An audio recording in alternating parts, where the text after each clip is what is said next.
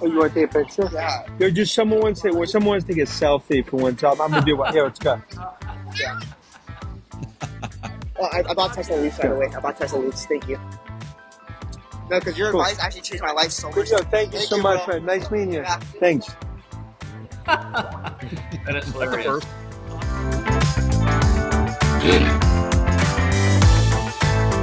The Wealth Consulting Group is an SEC-registered investment advisor and a separate entity from LPL Financial. The views of Jimmy Lee, Jim Warden, and Tally Laze should not be considered investment advice from the Wealth Consulting Group, but rather personal opinions as well as their guests. Securities discussed on this podcast may be owned by the Wealth Consulting Group, but does not construe investment advice to purchase or sell any security. This podcast is intended for advisors for informational and entertainment purposes only. Hey, everybody. Thanks for joining us. Those of you that are joining us live, listening in. This is our inaugural podcast, and it's being held live for the advisors that have joined in and maybe other people associated with our firm. And then, of course, we're going to edit it and record it and then post it. But I'm very excited about it, and we've been preparing for a while now. It was kind of an idea that we came up with not too long ago, but it's moved very fast. And so for our inaugural episode, I'm psyched to have both Ryan Detrick and Dan Ives on. Dan's going to be joining us at about 30 minutes into the hour. And so we're going to start out with Ryan. Before we get there, I know a lot of you know who Ryan is from his previous history, but also he's now a celebrity on TV and in the media. He has over 63,000 followers on X, formerly Twitter. So he's definitely an influencer when it comes to investing and so forth. And he's a good friend of mine, so I'm very happy and thankful that Ryan was able to join us today. But before we introduce Ryan, my name is Jimmy Lee. I'm the CEO of the Wealth Consulting Group. And the other two hosts with me are Jim Warden, the CIO of the Wealth Consulting Group, and Tally Laze, Chief Market Strategist. And so we're all very excited. It's a great week to be on. We're at all-time market highs. I think, did we just finish up a little bit, you guys? Where are we at here? Pretty flat. Pretty flat, but is it in the green? In the green a little bit. So, yep. In the green. Over 44,000 on the Dow, over 6,000 on a close on the S&P 500. And one of Ryan Detrick's, who's a chief market strategist at Carson Group, one of his distinctions is that he was recognized as a 2023 Oracle of Wall Street by Business Insider. And since I follow Ryan's work, I know that he's been very bullish this year as well. Whereas in the last few years, a lot of people were faked out by a potential recession that most economists were calling on. But I would say before we get to Ryan that our own Jim Warden here in an interview in February called for a 6,000 on the S&P 500. So congratulations, Jim. You're there. Hey, thank you. Hopefully the market We did it. Let's hold on to it. Yeah, you said we're going to hit it. You didn't say we're going to end the year that way. Yeah, well, I'm optimistic. We'll keep going strong. So for those of you who follow Ryan, I mean, Ryan's on CNBC, Fox. He was on Charles Payne this morning, I believe. I mean, he's on a lot of stuff all the time. But he's well known in the industry for being a person that has amazing charts.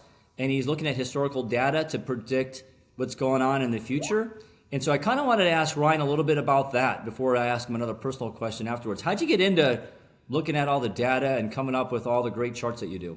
Yeah, first off, Jimmy, I want to say I'm honored to be here. I obviously know a lot of you actually, and you know me from a past life, so I'm just glad to be back. I'm on TV all the time, and I think it's just have a face for radio. You know, they just keep having me back. They just keep inviting me back. I don't know why, but they seem to like it. This is, again, it's an honor, the first one. And I will say this, I'm really, I don't know if impressed is the right word, but just excited that you guys were kicking around this idea of this podcast not that long ago. I can't remember exactly when it was. We kicked it around, and now here we are, right? I mean, so that just shows a lot, right, about the Wealth Consulting Group, how you talk about something, and now you're doing it. I can tell you the past life, sometimes it takes a long time. Carson, we're pretty quick at things. I don't think we can quite be this quick, though, so I'm really impressed that you guys came up with an idea. You know it's going to help your advisors. You know it's going to help the clients, and here, boom, here we are doing it. Just it feels like a couple weeks later, so congratulations congrats to all of you for getting this up and running so quickly. I think that's awesome. So I don't even know what the question was. Now the question was, how do I get into this? What do I do? So I started using social media, I guess like 2009, right? Using Twitter back then. And what I found, Jimmy, was people liked when you said, hey, the last 5 times this happened next, right? Give a little story, give a little sizzle on the steak, if you will.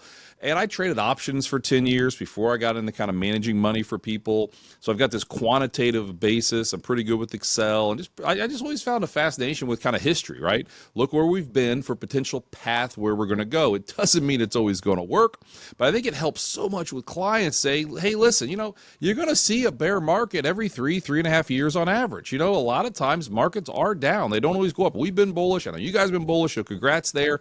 But to kind of show we've been through a lot of things before. It always feels like it's different. It always feels like this time is different. Then you look and you're like, you know what? Maybe the headlines are different, but the emotions that investors and advisors and people on TV go through aren't all that different. I mean, than what we've seen for hundreds of years. I think it's so fascinating. And again, put a cherry on top here. What people like is a cool chart. People like is a cool table. I've kind of learned that over the years, and that's what I produce. And it's really neat when I just do a random tweet and I hear Carl Quintanilla quote me on TV, right? He's a CNBC guy. And that's really cool once you build those relationships, and leveraging social media, podcasts, videos, all those things are things that I love to do, and I've made a career doing it, and I'm just honored to be doing another one right now with you guys. It's awesome, Ryan, because I remember talking to you in a previous career life, right? About, you just wanted to be more authentic and having a platform to be able to talk about what you are, an expert in, really. Yeah. And it's been amazing watching your career flourish and really becoming a media celebrity when it comes to finance. And to back up a little bit about our goal for this podcast, really, is it's intended for primarily advisors. We want to talk about all things that advisors want to know more about, maybe. So it's investments, it's markets, the economy, financial planning strategies, taxes, and a lot of other things about just life. And hopefully we've got our experts on here, Jim and Tally, that'll talk a lot about that. And hopefully I'll try to ask some funny questions to our guests when we have them on, and talk about other things that are important to advisors, I hope. That being said, Ryan, I know that your background, you're a Midwestern guy. Were you brought up in Cincinnati? Close. Oh my! I guess you didn't know this. Maybe this is another interesting stat about old Ryan Detrick. I'm from a little town you've probably heard a lot about lately called Springfield, Ohio. Yes, that Springfield, Ohio. We're just going to drop it right there. But yeah, so that's southwestern Ohio. Born and raised, Springfield, Ohio. I'm not going to go there. You know what I was about to say. Anyway, so I'm from Springfield. We ate lots of normal food when I lived there. We'll leave it at that. Leave it there. And then I went down to Cincinnati, went to Xavier University, lived there got my, graduated from Xavier down in Cincinnati, about an hour from Springfield, give or take. I did live in Charlotte for about 6 or 7 years. I worked for LPL Financial, right? That's obviously past life there. And I've moved back now to Cincinnati. Now I work for Carson. Carson's in Omaha, but they didn't really care where I lived. So the gravitational pull, if you will, to come back home to Ohio was very strong. We've been back here for about 2 years now or so. So I'm sitting in my basement over in Cincinnati, Ohio. That's awesome. I was talking to you earlier about my friend who used to be a basketball coach at Cincinnati. He's moved on now to UCLA, but I've watched a lot of Xavier Cincinnati basketball games. And I know you're a basketball guy, so anyway. That's a rivalry. We don't like each other. That is a big rivalry right there. It's a good one. Good one. Yeah. Yeah. I also am a huge podcast fan. I listen to a lot of podcasts myself on a lot of different topics, financially related, health related, all sorts of stuff. And so I just think it's an interesting way to communicate now. And obviously we saw how alternative forms of media were so influential in this last election. And we'll get there here in a minute. And maybe that's where I could ask you the first question about the markets is, if you could put up Dan, the producer. By the way, we're going to have Dan Ives on later on. I think a lot of our advisors and people that are going to be listening today and watching know who he is, but I wore this outfit today in his honor, and I'll make sure when he joins it, I'll mention that. But it's a brightest clothes I could find in my closet. But Dan was recognized by the New York Post as the best dressed on Wall Street this year, so we'll get into that later with him. But Dan, producer, if you could put up Ryan's slide about the, who's in office from a political standpoint. Mm-hmm. So as this slide shows that Ryan sent over, doesn't really matter who's in, the stock market goes up. But that being said, if you go to the next slide, historically speaking, one of the things I think a lot of us people that follow the markets were a little concerned about was having one party control everything. And as you can see here, historically, the average return over the years, according to your chart, is 6.7% when that's happened for the Republicans, and that's lower than when there's a split government, right? Now, that's in the backdrop of what we try to pay attention to is not trying to fight the Fed with interest rates coming down. What do you think, Ryan? How do you see this playing out longer term over the next 4 years, and maybe even more shorter term over the next 12 months? Yes. So this is a fun conversation because I'm going to answer this and maybe half people aren't going to like the answer, but just wait. I'll give you an answer the other half will like here in a second. I always get, hey, who do stocks do better under, a Republican or a Democrat in White House? Not technically, factually, stocks do better when there's a Democrat in the White House. Not by a lot, just a couple percent per year, but over time that makes a big difference. But here's the catch. Stocks actually historically have done a good deal better when Republicans control both chambers of Congress than when Democrats control both chambers of Congress. But I put it like this. If you take $1,000, okay, and you invested it only under Republicans back since 1951 or 53, when Eisenhower took office, you'd have about $27,000 right now. That same 1,000 only when Democrats were in the White House. You'd have about double, about 56, 57,000. Again, that's the power of compounding just by a little bit every single year, a little better. If you took that same $1,000 and just invested the whole time, all right, the whole time, and didn't pay attention to who's in the White House, just stayed invested, $1.8 million right now. All right, that's actually maybe even more. That's not even including last week's gains. So that's important to know. The other thing, though, is gridlock, right? Gridlock can be good, Jimmy. We found when we have a divided Congress, which, again, is looking like we're not going to. Republicans right, a very, very small majority in the House and a decent-sized majority in the Senate. But when you have a split Congress, this year is going to be the 13th year in a row the stock market was higher. That's something we talked about for 2 years. We've been bullish since December of 22, or at least overweight equity, saying you have that division, that divided Congress, checks and balances, if you will. That can be a good thing because what gets through the other side is things both sides have to agree on. The market doesn't like a huge red wave, which we didn't have a huge red wave. I want to be very clear. I mean, it was bigger than most people thought, but when you look at the House, it's not like the Republicans have much of a lead, if you will, or power in the House. Senate, yes, but still, it's not going to be a huge red wave. It's obviously not a blue wave either, but that's what we would prefer, right? We want that gridlock, which gridlock can be good. Now, this is just Washington. Let me just talk about the F word for a second. Hopefully people aren't offended by the F word. This is my F word joke. The Fed.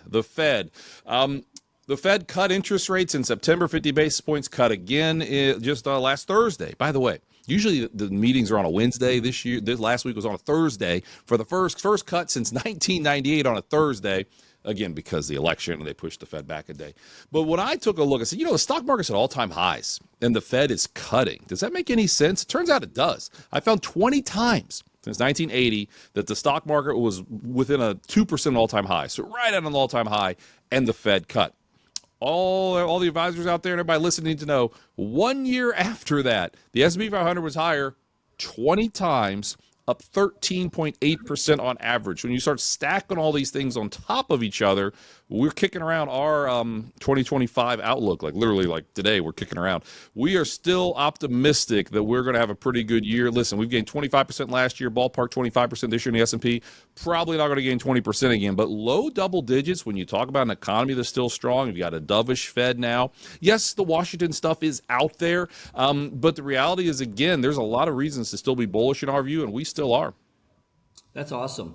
I'm glad you brought up market timing. I think it's, as financial advisors, we've seen the charts over the years. I've been in the business. I'm going to age myself almost 3 decades here, closing in on that. And all these charts that show what the average investment returns versus average investor. And the investors are always getting somewhere between like 30 to 45% of what the market or what their funds are doing. And that's because of trying to market time. And it's even worse when advisors try to do it. So that being said, for the advisors that are going to listen in, that are associated with us, I'm really excited to announce that for our annual meeting that we're going to have next April, we have Nick Murray as one of our keynotes coming in, who's, for me, he's as an advisor, kind of a bigger guy than even Warren Buffett. And I know that one of the things we were kidding around, that I was kidding around, is that the running joke on this podcast series hopefully will be, who knows, Warren Buffett. Maybe Warren Buffett, we can get him on the show sometime. I doubt that, but anyways, who knows? That being said, one of the charts that Jim produces for our investment committee every single week and he updates is that since the low of 2022 in October, there have still been net redemptions out of stock ETFs and funds, meaning like money's come out when the market's gone up so much. Ryan, this is my last question for you. How was it that there were so many economists that called this wrong? And what were you looking at to have more of a bullish view that we weren't going to go into recession? So I'll answer that 1 second. So about Warren Buffett. So Omaha is where Warren Buffett lives. Omaha is where Carson Group is. I also have a podcast. I think everyone has a podcast, Facts versus Feelings, the name of mine. We actually drove through the McDonald's that Warren Buffett goes to every single day, and we did the podcast from the car driving. My friend Sonu and I do the podcast. And we actually went up to the thing. We asked a lady, we went to the drive-thru and said, "Hey, has Warren Buffett been here today?" And we're filming it, like live. We're filming it. She goes, "No, he didn't come today." We go, he's here like 3 to 4 days a week. And I said, "Does he really get the same thing every time?" She said, "Yes, he really gets the same thing. This guy is worth, who knows, Google it, however billions it is. And he's got the exact change because he gets the same thing every time at this specific McDonald's right on Dodge, right in the middle of Omaha." So anyway, so good luck getting Warren. We tried, and I don't think he does podcasts, but hey, if you do, that'd be awesome. What in the world did you ask me? I totally forgot. I did a Warren Buffett. How did you call last year. The economy not going into recession and being bullish? Got it. Yeah, I get all excited talking about Warren Buffett and McDonald's, go figure. But listen, so again, 2 years ago right now, everybody was talking about a recession. There was a headline in I think it was Bloomberg. Bloomberg said 100% chance of a recession. Okay, that was the headline in Bloomberg, like in the middle of October 12th or so, 2022. We bottomed soon after. And the reality, there's a lot of ways I can answer this. I'll put it like this, though. There's soft data and hard data. Right? Soft data is how do you feel? The reality is people haven't felt good for a long time because of the high inflation and different things that are out there. And we're aware of that. Consumer confidence has been low. Small business confidence has been low. CEO confidence come back a little bit, but not really as high as you'd think with, honest to goodness, an economy that's pretty good. I mean, our GDP last year in the U.S. On a nominal basis grew over 6%, okay? That's like faster than China. This year's coming in stronger again. So what Sonu and I look at, Sonu Varghese, our, global macro strategist, he really dives into the macro stuff. We're looking at the hard data, and everyone's telling us how bad manufacturing is because the manufacturing ISM was sub 45, and every time that's happened, the 5 previous times, you had a recession after. But then we look at what's going on in manufacturing output, real manufacturing output, and it was up 1% last year. We're not saying up 1% huge, but we are saying there's this big thing, Jimmy, between soft data and hard data, and to us, the hard data continue to look strong. Just a couple other things. We heard a lot about LEIs, leading economic indicators, is flashing a recession, the yield curve inverted, flashing a recession. By the way, the yield curve inverted, you can't make this up, on April Fool's Day of 2022. That might have been a signal right there that April Fool's Day, it was not going to be the worrisome trigger that it was, had been in the past. And it was tough because so many economists were looking at the same things that in the past had been bearish, if you will, recessionary, if you will. Even Claudia Sahm, the Sahm indicator, she's a really good one, by the way. Maybe check her out to get her on this on your podcast. But Claudia has something called the Sahm indicator. That triggered a recession. But Claudia herself came out and said, maybe not, because there are some other factors going on. To wrap this up, we in 22, when truly the economy wasn't great, we still created I think it was 4.5 or 5 million jobs that year. Now, a lot of those were jobs that clearly were lost during COVID. We understand. But the truth of the matter is, again, there were a lot of other factors. If you just looked at the data without having a bias, and we all do this for a living, we all have biases that are out there and different ways to look at the world, and you want to look at it a certain way. And as market strategists, as stewards of assets, as economists, as portfolio managers, it's our job, right, to really decipher things and look at the whole picture, the whole package. Because, it was worrisome this time, very worrisome 2 years ago right now. We were in the midst of a terrible bear market, and bonds were absolutely getting shellacked, as all advisors on this call know. 22 was one of the worst years ever for investors, like worse than 2008. How is that possible? Because bonds did pretty good in 2008. Trust me, 2008 wasn't fun. I'm just saying from a diversified portfolio standpoint, 22 was terrible, but there really were a lot of clues and signals that the economy was going to avoid a recession. And then just, again, to wrap this up, you had the bear market. You know when bear markets usually bottom? in October. You know, midterm years of bear markets, historically, that's when you tend to hit these bottoms. We hit a perfect midterm year bottom in October of 22, and then honestly, it was off to the races. Pre-election years tend to be pretty strong. Election years, where we are now, tend to be pretty strong. Some of these seasonals and things that you don't blindly invest in, but we do pay attention to, when you stack that on top of a lot of things, it said, again, to us at least, that there was no recession coming and we're in a bull market, and I've been saying that for 2 years now, and I just said it to Charles Payne a couple hours ago, so we're still in that camp. That's awesome, and you've been spot on. I think that's one of the reasons why you've gained so many followers for your research and what you do, is you've been very accurate with your predictions. And for those of you that have not tuned into Ryan's show, Facts versus Feelings, with his partner Sanu, I had dinner with these guys. I think it was Chicago or something. I'm a big fan of Sanu. You guys are awesome. You guys have a great podcast, and so tune into his stuff. I'm going to pass it to Jim Warden. Jim's got a question for you, and then we're going to go back and forth a little bit. And I think Callie's got one for you too. Go ahead, Jim. Yeah, so I've got a couple questions for you. We talked about this now. You just mentioned it, kind of alluded to it, but like, I feel like there's a lot of economists and strategists, some of them are just really going back on conventional wisdom and the consensus, and like so many people got it wrong. Do you think, I mean, I'm not trying to say that it's different this time, but it feels like there's, maybe different ways of looking at modeling, economic modeling, or how we look at the data. Just because like so many people, we're fortunate we're in the same boat as you. We've been bullish most of the time, right? But what do you think? Mm-hmm. Yeah, by the way, so I was reading Barron's just this morning, or this afternoon. So great magazine, a lot of financial advisors obviously read it. And I saw you were quoted in there. So I know that guy. I'm going to talk to him later. So congratulations on being in Barron's. That's a great honor, and well-deserved, obviously. And what's the old saying? The four most dangerous words: this time is different. Sir John Templeton said that many, many decades ago. And whenever you hear someone say, this time is different, you usually want to pack things up and run the other way. So I'm kind of mixed on how to answer this. I mean, but again, if all you used were some of the tried and true yield curves and LEIs, and I call them the ISMs, the ISM sub 45, that always manufactured a recession when those triggered, then you could say this time was different because it didn't work. But I'll also say we look at sample sizes, right? I mean, how many recessions have we had the last couple of years? Not many. I mean, going back 15 years, we had a recession for 2 months, okay? 2 months. How many times have we all, including myself, I mean, honestly, we get paid to worry, we manage money, you guys manage money, so we do need to worry a little bit here. Not going to say we're just always, Pollyanna.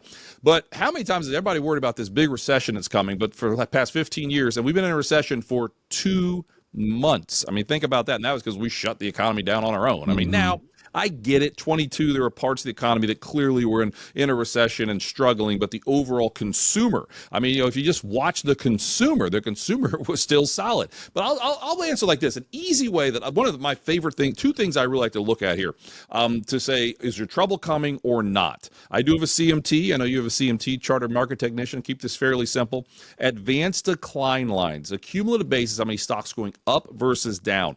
Well, everyone needs to know this. When advanced decline lines start breaking down, it tells us not as many stocks are participating. We've seen that throughout history at major market peaks. The market might keep going up, but less stocks are going up along, telling us there's weakness under the surface. All you need to know now is, like, literally last week, various advanced decline lines hit new all-time highs. No warning sign there. The other one, though, is the credit markets. This is very easy to find, like on the St. Louis Fed website, public websites, you can find this stuff. What are the credit markets telling us? By looking at spreads, like triple B spreads, investment-grade corporate spreads. These different spreads, like in March of 23, when we had the regional bank crisis, and everybody was freaking out about that, rightfully so. Was it the first domino to fall? We wrote about this, talked about it extensively. The credit markets were not worried, okay? If the credit markets are worried, I might be worried. August of this year, last thing on this, August of this year, what happened? We had the yen carry trade unwind, all the scary stuff, just a market getting shellacked for a couple of days there in early August. We looked at it. We didn't see credit markets moving at all. You know what we also saw? The U.S. dollar go down, okay? The dollar's a really good indicator. When the dollar's strong, that means, what might be hitting the fan because people are flocking to the dollar. The first 10 months of 22, stocks and bonds did horrible. Dollar was really strong. You don't want a super strong dollar. Trust me, I'm okay with the dollar being strong-ish. But when the dollar is soaring, that's when you have to worry. And we didn't see the dollar soaring in August, early August of this year. We actually were saying, listen, this might not be much at all. People thought, I was in New York for 20 minutes on CNBC talking about why the world wasn't about to end. And the other guests were, and Judge is always bearish. I love Judge, but he's all bearish up there. I'm saying, no, look at the dollar. Look at these things. This was in the heat of the moment in early August when everything was red. So it wasn't a popular thing to say. Now it's like, oh, it was obvious. No, it wasn't obvious. But if you use the dollar, you use credit spreads, you use advanced decline lines. To me, those are I'm an old school John Murphy guy. It's, John Murphy, market message of the markets. Okay, what's the market? We can all have an opinion, and we all do. It doesn't matter. What's the market telling us? By using some of those little signals, and I talk about them all the time, those will give us clues if there's truly a monster under the bed or if it's just your standard freak out that you tend to see 3-4 times a year. Well, that perfectly leads into my next question. So there you go. You guys are like small caps. We added some small caps as well. And I feel like this last week in particular, even today's a good day. Like this looks like that we're getting some momentum. We're getting some breadth. Dan, I don't know if you can put the chart about with small caps, if you could throw that up there. So, I'm a CMT too, like you, right? So like I'm seeing this, I'm like, wow, it may not be a perfect cup and handle, but like this looks like we're getting ready to break out above where we were back in 2021. The difference is earnings are a lot better. Valuation's not as bad. And when I look at the cup and handle, and I don't know if you follow like Volkowski or anything like that, but like this looks like, we could have 50% upside. When I look at the valuations and look at the PE of the Russell 2000 to the PE of the S&P 500, we're way below average. Just to get to average, that's like a 43% return if the market, if large caps don't do anything different. Yep. And if the earnings stay the same, then you get S&P saying that we're going to have 27% earnings growth for small and mid. What do you think? Yeah, so we do like small and mid, but you reminded me of an old joke. There's you mentioned the word averages. There's this old statistician, right? And he put his feet in a bucket of ice and his head in the oven. And people said, "How do you feel?" He goes, "Well, on average, I feel pretty good." Anyway, there you go. It's an old statistician joke there. They get worse. Hopefully people are drinking. I just make a joke. Hopefully people are drinking right now. Yeah, hopefully a lot of you are working. Hopefully you're not drinking out west right now. But nonetheless, so we have liked small caps all year. Has it been frustrating at times? Absolutely. Our largest overweight, though, has actually been mid caps because we kind of lump them together in a way. Mm-hmm. But you pointed out some of the things that we absolutely like about them. You could say the market's pricey. If you look at the overall forward PE, the S&P 500, yeah, it's pricey. But that's because large caps are quite pricey, because technology is pricey, communication services is pricey. You peel back that onion. Small caps relative to large caps, at least not now after the rally they had, but a month ago, were the cheapest they'd been since the late 90s, which kicked off a 12-year period of outperformance of small caps relative to large caps. We're not saying it's going to happen again. We're just saying there are cheap parts of this market, specifically the cyclicals, your financials, your industrials, small cap, mid cap. Those are some areas we've been saying all year that this baton would be passed from large to some other areas. It doesn't mean large has to do poorly. We're more neutral large cap tech is what I mean by that when I say large tech. We're more neutral those, but these other areas doing well. Now, remember Lucy in the football, Charlie Brown, going to kick the football. She kept pulling it back.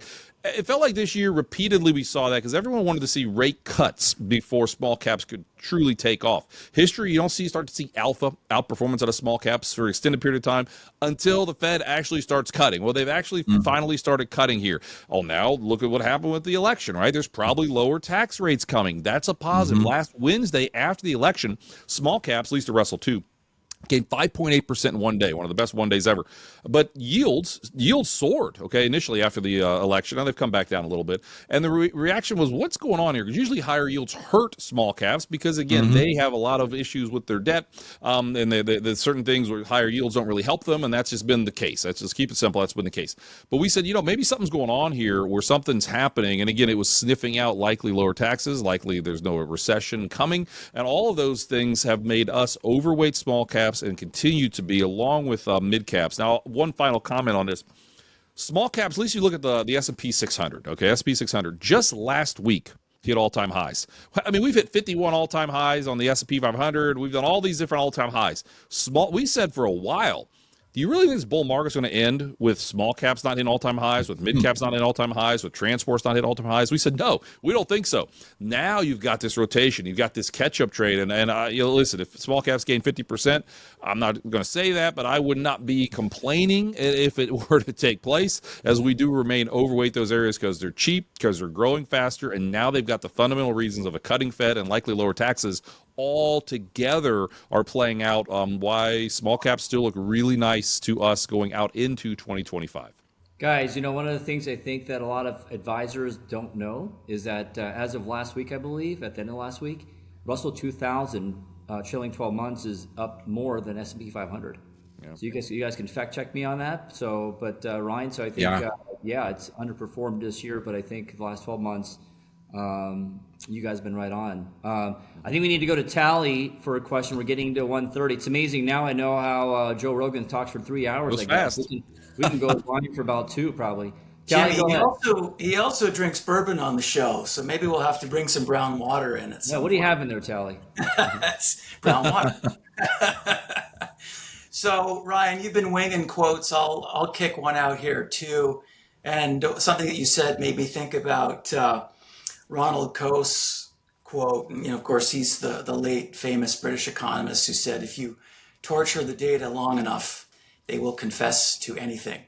So that's a nice little kind of lead into the question that I'm going to ask you. This is fun. It could be really short. I don't know. But while we're sharing stories about ourselves, I'll offer in my early career, I was a strategist at a small but well-known macro research boutique, which shall go unnamed, where an old copy of the Stock Trader's Almanac floated around the desk. Now, we just met, so I don't know your work that well, but so far it kind of reminds me of some of the stuff in that book. Are you familiar with it?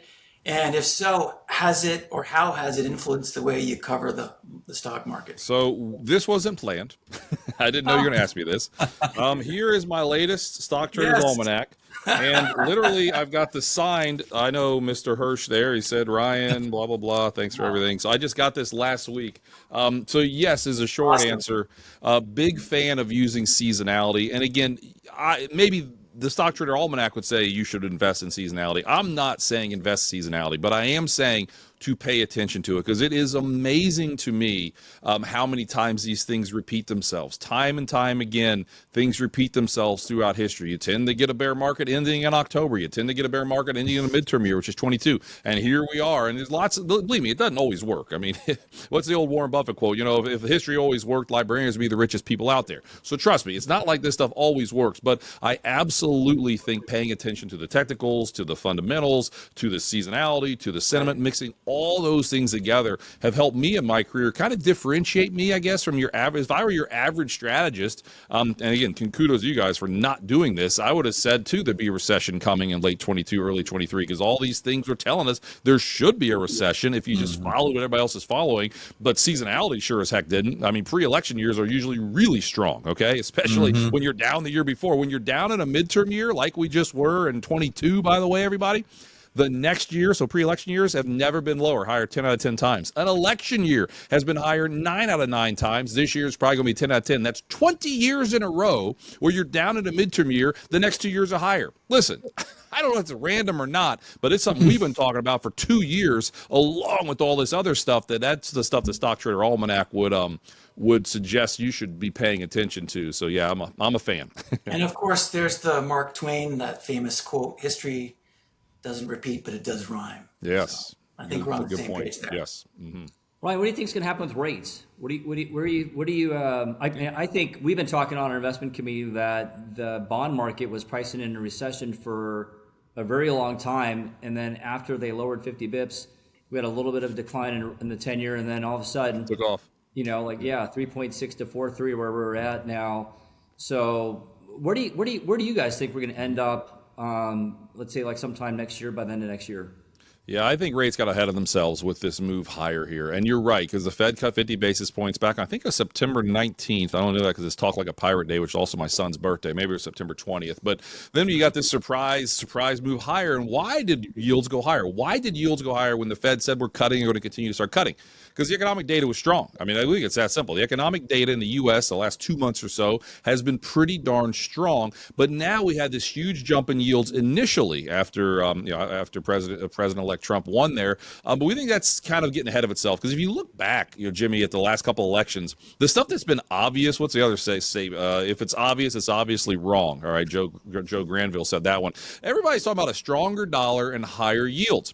But look back at the last couple elections when everybody's thinking one way, it doesn't always work out that way. So I think one of the big surprises when we look back a year or two from now could be yields could go lower. And that doesn't mean, because that means the Fed can continue to cut. It doesn't mean there's a recession on the horizon. I'll be very clear. One of our big themes has been we think we're going to have stronger productivity in our country. Sonu has been talking about this for a year and a half. Well, here we are, 6 quarters into one of the strongest multi-quarter stretches of stronger productivity in our country. And what does stronger productivity mean? To us, it suggests, look at the mid to late 90s. Last time we saw strong productivity was back then. When you have stronger productivity, it can allow to pay higher wages. The Fed can cut, and you don't have to worry about expansionary inflation or massive inflation coming because, honestly, better productivity is a cap on inflation. That's where we are right now. The big worry is that the Fed cuts a couple times. It's an election year. The election's over now, obviously. Could inflation just come soaring back? I mean, sure, that's a concern. But when you have strong productivity like we continue to see and continue to expect to see, that should put a cap on things. So we think the Fed should continue to cut. We don't see any reason they shouldn't cut another 100 basis points. They're going to cut in December, maybe another 100 basis points next year or so. And that, again, should continue to kind of pressure or allow for yields to gently go lower here. Great article in the same Barron's, that I was talking about a minute ago. Talking about, are we in this high yield world or extremely low yield world? Maybe it's just back to normal, right? Maybe it's back to normal. Long-term 10 years, like 3.5%. Maybe that's just where we're going to go. Inflation's around 2.5%, just kind of back to normal, which honestly isn't really a bad thing. But to us, yields are still probably a tad too high right here. And over the time frame with the higher productivity, more cuts coming, probably gently lower yields. Still think stocks do better in bonds, want to be very clear. But hey, it's nice to get something out of bonds for the first time in a while, obviously, after what we saw in 22. Jim, while we're waiting for Dan, what else you got for Ryan here? Yeah, so one question I have is, like, you talk to lots of advisors, right, Ryan? I mean, I talk all the time. I never shut up. Advisors all the time. So, like, what do you think is the biggest challenge for individual investors, and how can we, as professionals, as advisors, as strategists or investment officers, how can we help them? Because I feel like a lot of this is, behavioral. And sometimes that's hard to change behavior, but I'm just curious, in your experience, what can we do to help investors more to stay focused? Love that question, because what I've learned working with financial advisors for the past 8 years, give or take, so much of what financial advisors do is more on the mental side, right? Obviously more on the mental side, just what's happened in our country over the past week. Half the clients are probably happy, ready to invest all their money. The other half are probably ready to sell and get out, and it's like what financial advisors do is try to help people from themselves. I call it the shiny object syndrome. Because how many times, financial advisors on the call know this. You've got a certain client and you love them, but you just know by the time they're calling you up saying they want to buy this, it might be time to not buy it, or the vice versa. They can't take it anymore. They cannot take it anymore. October 22, I got to sell, I got to get out. And maybe they're that contrarian indicator. So I think what's really powerful is the fact that you guys are doing, a weekly podcast, right? Is it weekly? I think. Is it weekly?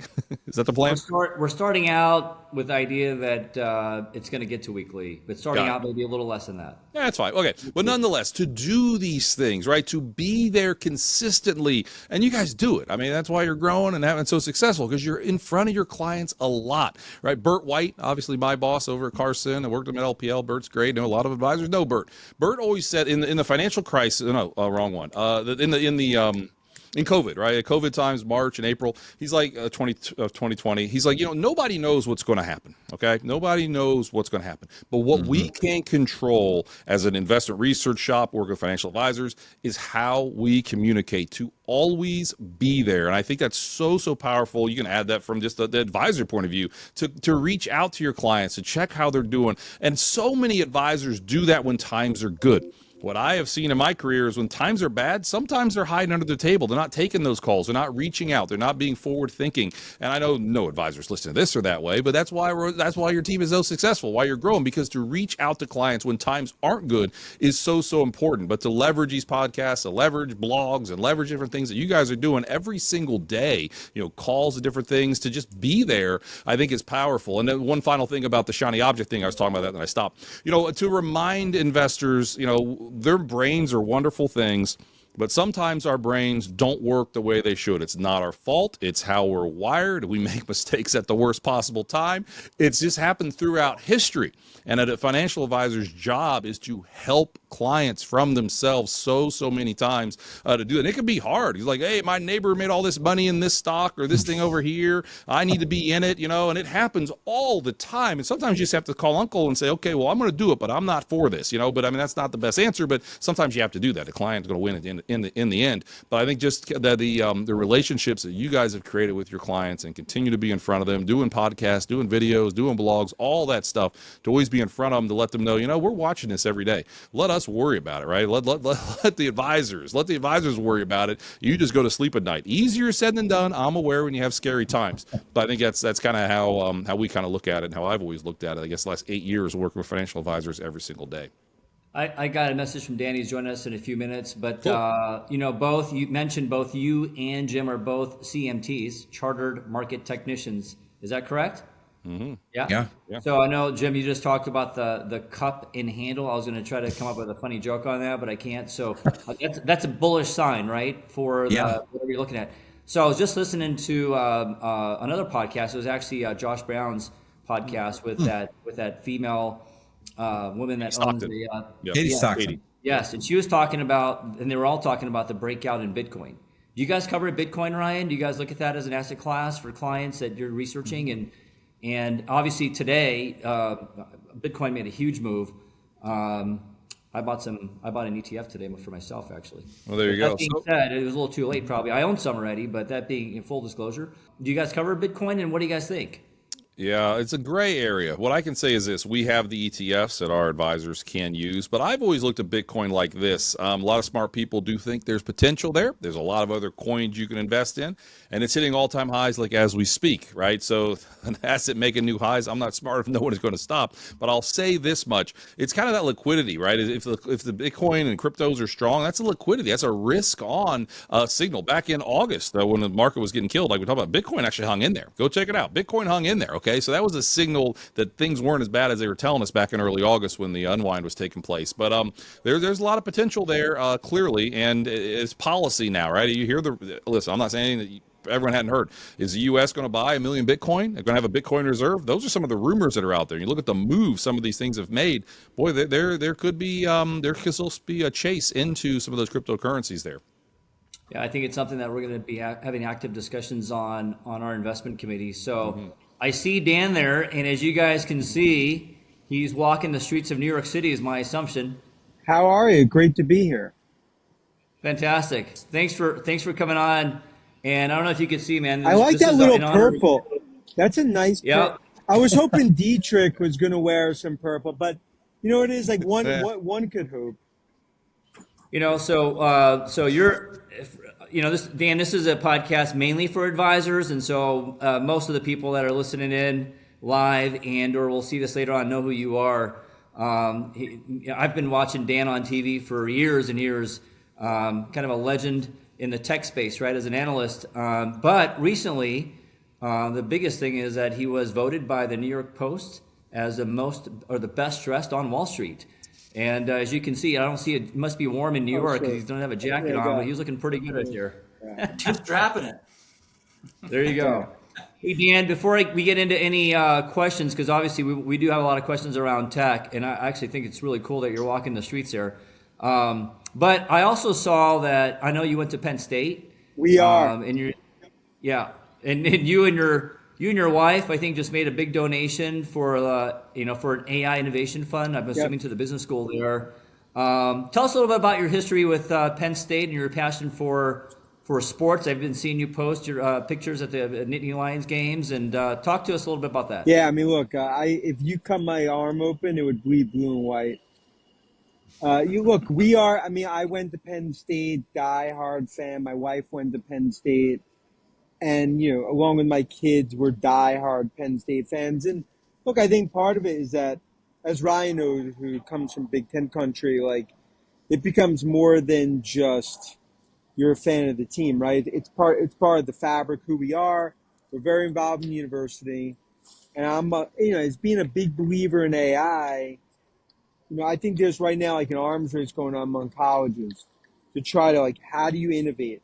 How do you teach this next sort of class, this next generation about AI? So we want to be a part of that, especially at Smil at Penn State, and super excited about that.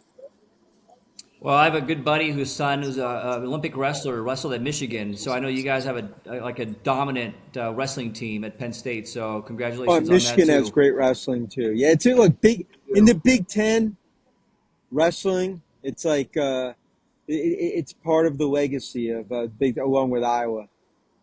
I went to the NCAA championships a few years back in Detroit, and I've never been to something like that before, and just the stress that the parents go through for such a short period of time, and each match is just insane. Oh, yeah.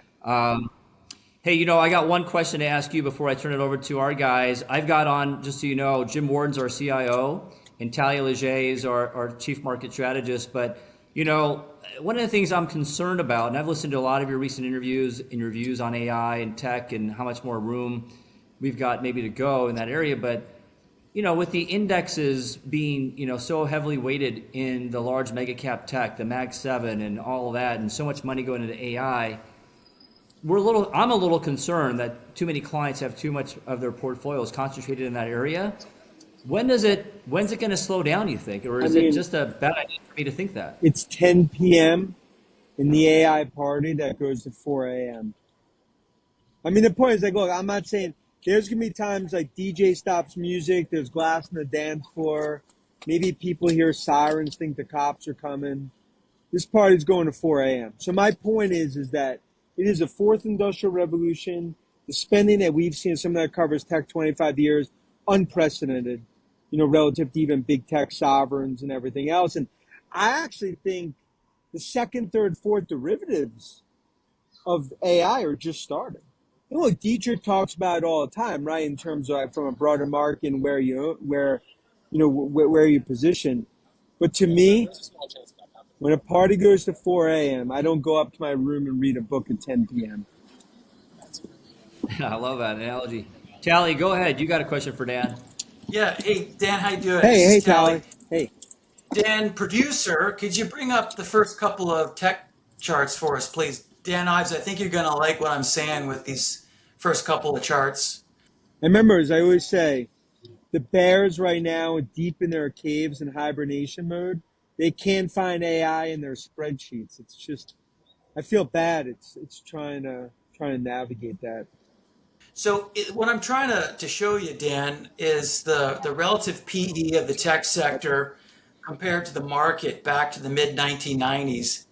And I do this thing comparing the current premium to its own long-term average.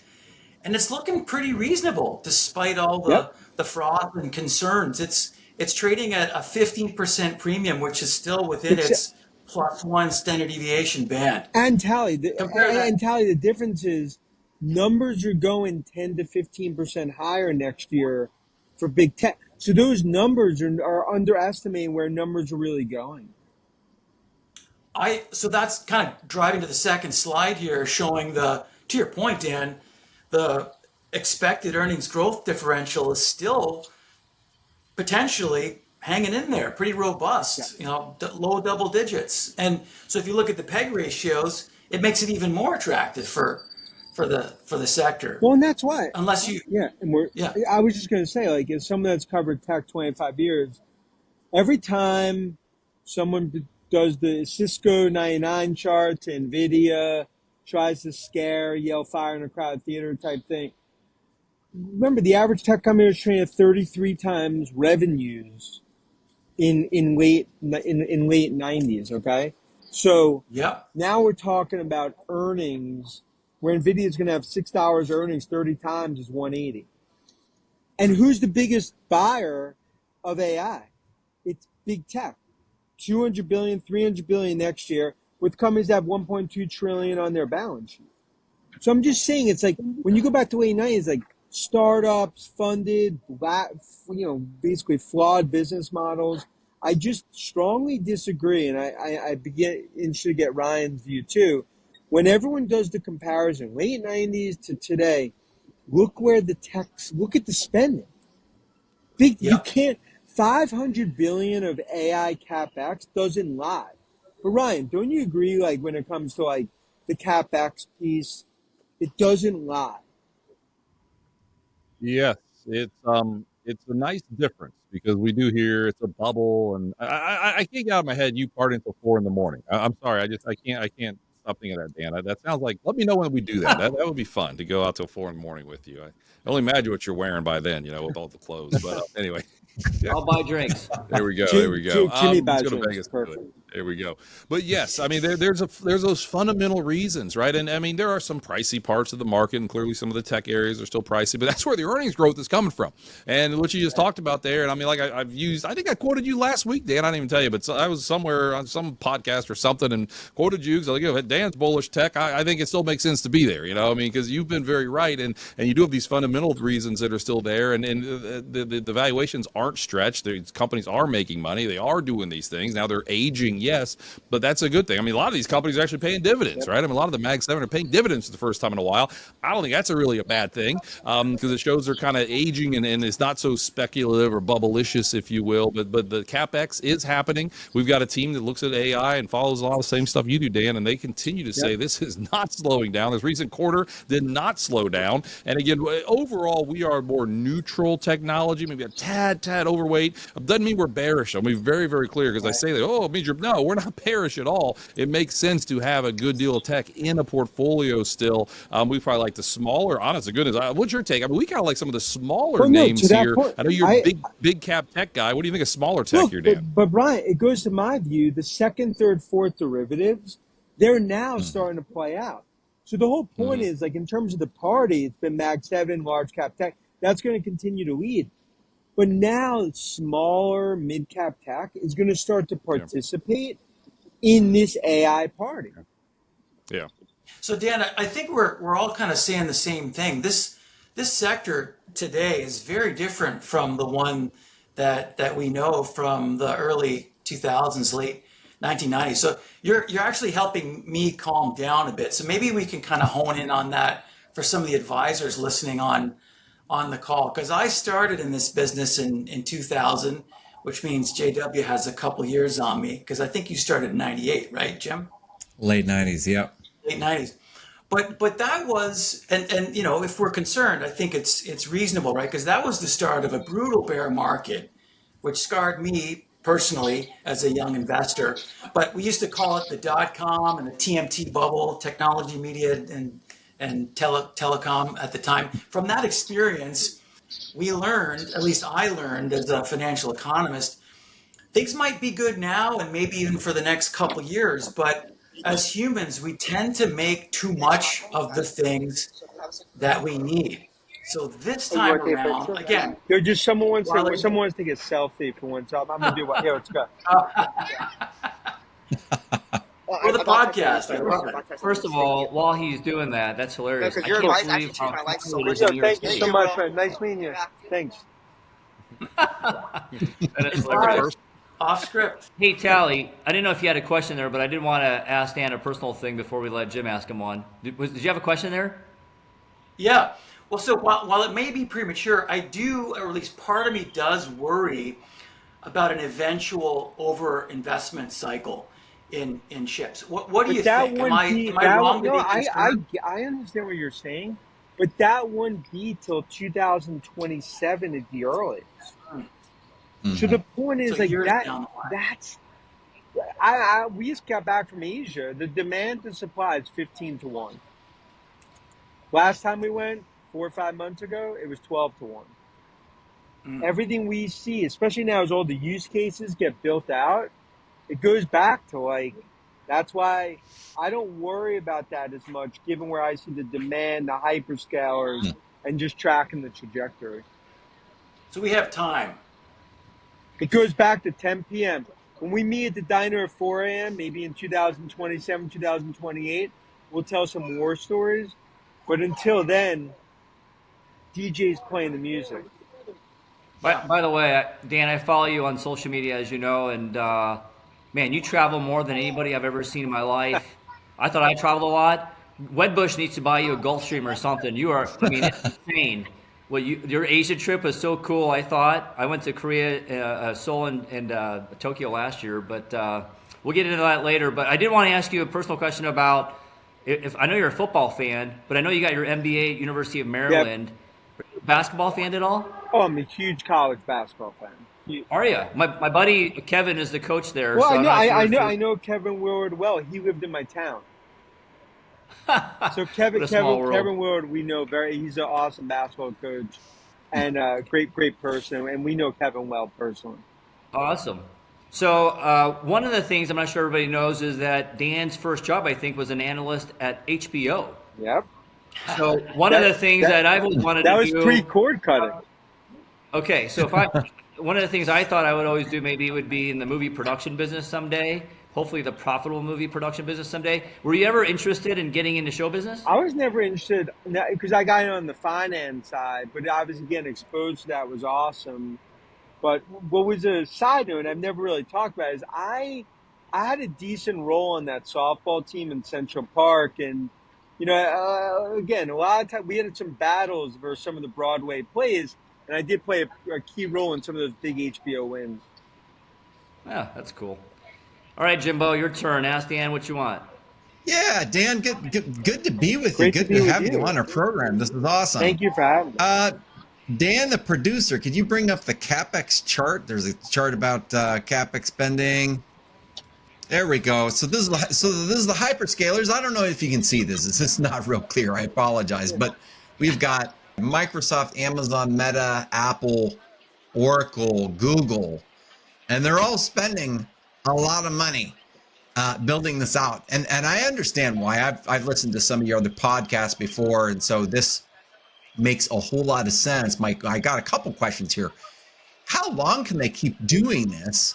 And then when does this start trickling down toward other companies that are not the Mag 7, that are smaller? No, it's a great question. Look, this is going to be a 5-year CapEx cycle. That's the best way to think about it. It's like we're about 2 years in. We have 3 more in terms of the CapEx cycle. Wow. Look, think about it this way. This is like building Vegas from the ground up. That's essentially what's happening here.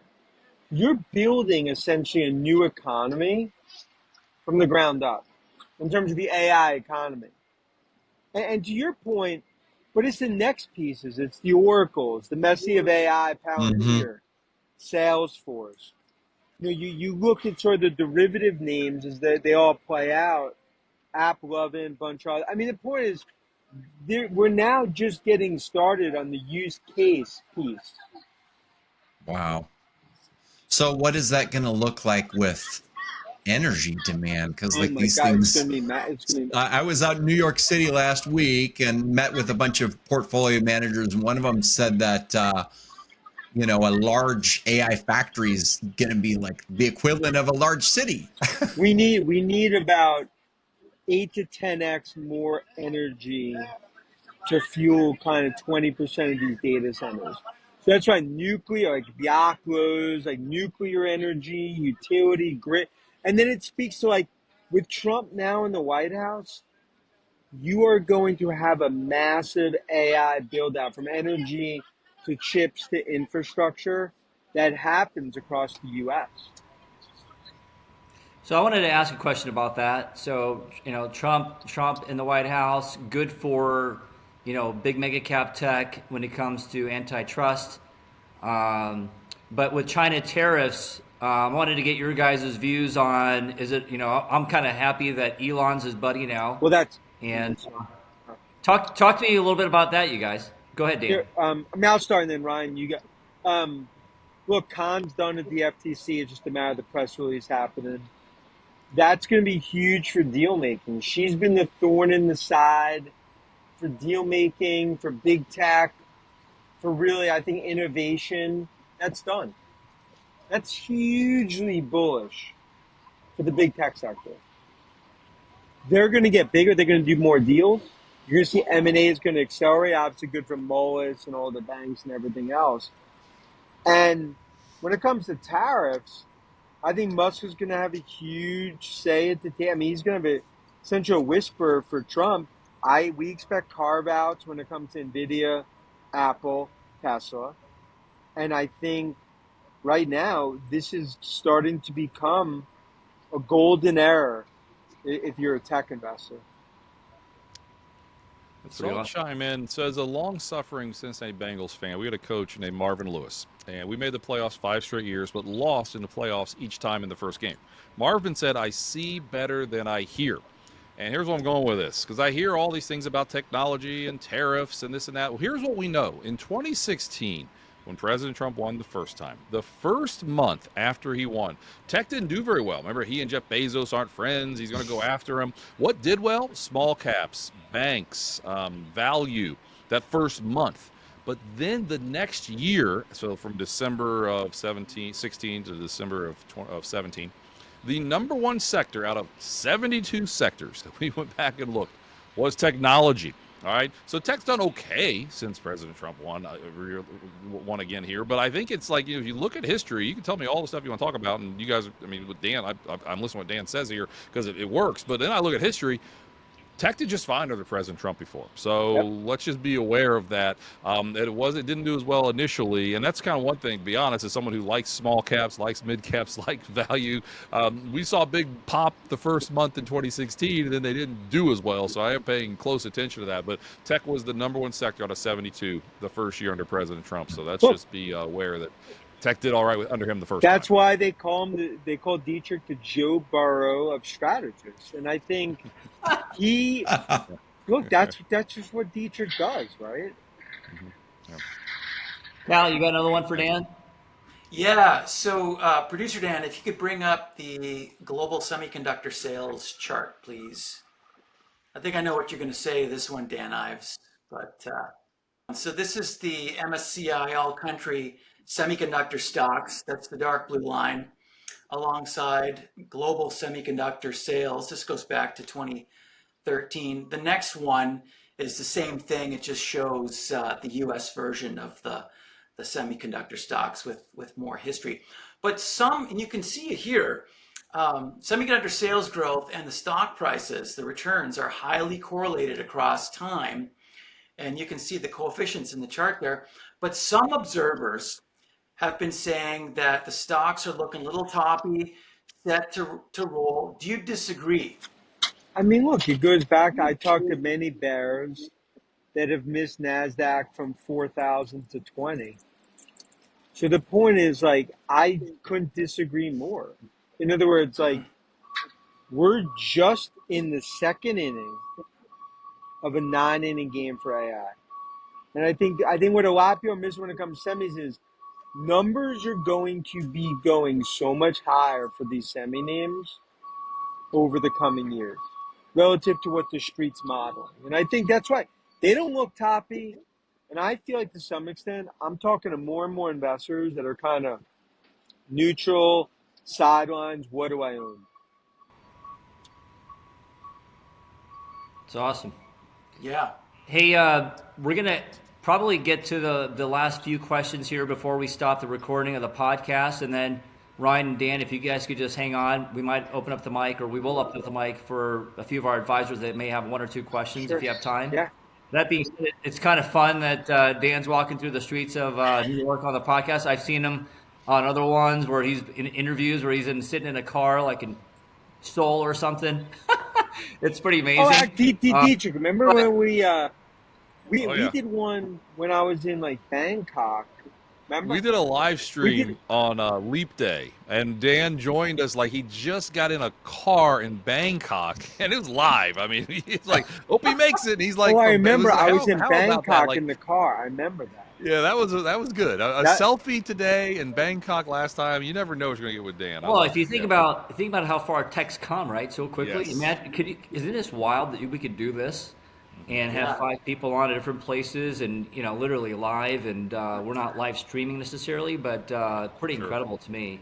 Hey, Jimmy, can go I ahead. ask another question of Please Dan do. Ives? Of course. So, and it's actually, Jimmy, because you mentioned it earlier, this concern amongst investors now about market concentration. But Dan Ives, please talk to us about customer concentration. Is that an underappreciated risk for NVIDIA? How should we think about Because that? every time someone say, like, when the New York City cab driver, sometimes you get, he's like, "Oh, what about customer concentration? Microsoft's 30% customer for NVIDIA."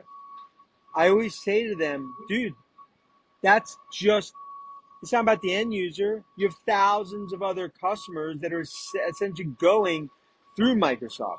So I'm just not a believer in that customer concentration when it comes to big tech. Got it. But it's a great point. So Because, Dan, but that is something that the bears, when they come out of those caves with their spreadsheets and valuations, that is something that they hit on. Yeah. So Dan, I got one more question for, if you don't mind. So I was meeting with one of the technology analysts slash PMs over at Barron Capital last week. Real sharp guy, and we talked about the categorization of technology and just how this has evolved, right? I think it was Tom Lee that said at some point we might get to 50% of the sector is technology, but is it really technology because it's it's powering cars, it's doing all these different things? Where do you see this, and do we ever get to the point where the GICS kind of looks at it and says we just have to rethink this because this is trying to put it in buckets may not be the best way of looking at it? I think disruptive tech is going to become a bigger and bigger piece. But that's also why, with NVIDIA and the Dow and other things, you need more, like the weight, it's just going to continue to increase. But also, there's companies today that might not be considered tech, but maybe where they're going, they become disruptive tech. So I think that's more and more that we're going to see as the AI revolution rolls on. That's awesome. Hey, how about that snazzy white blazer for Jim Warden? He probably doesn't have a purple one in his closet. Yeah, you know what's funny? I'm looking at Jim's blazer. I'm like, oh man, if I'm drinking Cabernet with that thing, that is a little risky. Well, hey guys, we're just a few minutes past the hour. I think, first of all, again, or not first of all, but I wanted to just reiterate how thankful we are to have both you, Dan, and Ryan on our first inaugural episode of what we're calling the Bull of Wall Street podcast. And if you guys saw the message stream that we had going back and forth, and the alphas were trying to get the name that they wanted, and well, I won because it's I'm the boss. I don't know, but anyway, you won because you're Jimmy the Bull. Yeah, there you go. Really though, it's that as far as I'm concerned, it's been you and Ryan and Jim, actually are 3, and Tally, I didn't know what you were calling a year ago, but 3 people that have been public about no recession and a continuing growth in the market, and you guys have been spot on. And of course the GOAT Tom Lee. And the GOAT Tom Lee. And so yes. Tom's Korean, so hopefully we can get Tom on here soon. Maybe we'll buy his research too. But that being said, Dan, the producer, I think you could stop the recording here now.